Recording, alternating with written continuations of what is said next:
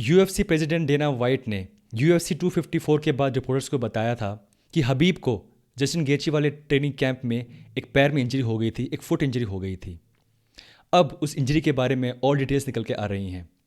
हबीब के coach Xavier Mendis ने बताया कि वो इंजरी फाइट से 3-4 हफ्ते पहले हुई थी। हबीब अपनी ट्रेनिंग कर रहे थे, स्पारिंग कर रहे थे और उसके दौरान वो एकदम से रुक जाते हैं। जब कोच ने देखा कि हुआ क्या, कि वो हबीब क्यों रुक गए हैं, तो पता चला कि उनका पैर का एक अंगूठा वो टूट गया था। इस इंजरी के बाद हबीब ने अपना कार्डियो कम कर दिया, वो रनिंग नहीं कर पा रहे थे, लेकिन उन्होंने बाकी चीज़ें जारी रखी। यानी कि वो सब वर्कआउट करते गए जहाँ पे उनके पैर की ज़रूरत नहीं थी। एक और चीज़ जो बताई उनके कोच ज़ेवियर मेंडिस ने, वो ये बताई कि जब हबीब रशिया से यूएई आए थे अपना ट्रेनिंग कैंप स्टार्ट करने के लिए सितंबर 11 के आसपास, उनके गले में एक इन्फेक्शन था। वो इन्फेक्शन ऐसा था कि उनका गले का जो वहाँ पे स्वेलिंग है, सूजन है, वो बढ़ गई थी। ये इन्फेक्शन 2 दिन चलता रहा। हबीब इसके साथ ही वर्कआउट करते गए, ट्रेनिंग करते गए, लेकिन कुछ दिनों बाद ये इतना ज़्यादा बढ़ गया कि हबीब को ट्रेनिंग बंद करनी पड़ी और अपने नज़दीकी हॉस्पिटल में जाना पड़ा 2 दिन के लिए। वो वापस आते हैं 2 दिन बाद और उसके बाद ठीक एक हफ्ते के आसपास ये इंजरी हो जाती है उनके पैर में। अब ये दिखाता है कि ये फाइट कैंप इतना मुश्किल था हबीब के लिए। ये बहुत ही इजी कैंप नहीं था। Injury, infection.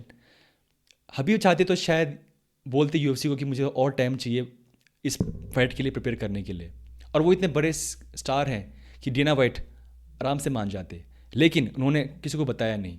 वो अपने आप अपने ट्रेनिंग कैंप पे लगे रहे, जो भी उनसे हो पाया वो कर रहे थे। ये बात और भी ज़्यादा इंपॉर्टेंट इसलिए है क्योंकि ये हबीब का लास्ट मैच था।